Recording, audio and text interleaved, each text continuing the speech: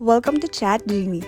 This guide provides essential steps for disconnecting ChatGenie in App Store from your Facebook page. Before proceeding, note that this action affects existing transactions and customer details. Reconnecting the in-App Store account may not synchronize seamlessly with newer transactions. To remove ChatGenie from your Facebook page, open your ChatGenie dashboard. Navigate to the General Store Manager tab. Click on the Disconnect ChatGenie button.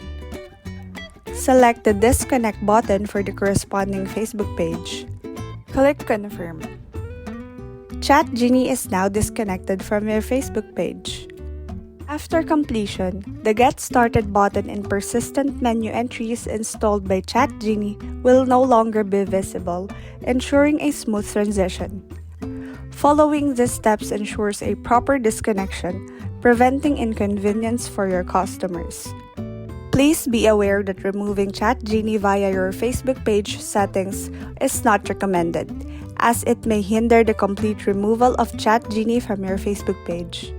To ensure a thorough and accurate removal process, we recommend uninstalling ChatGenie directly from your ChatGenie dashboard.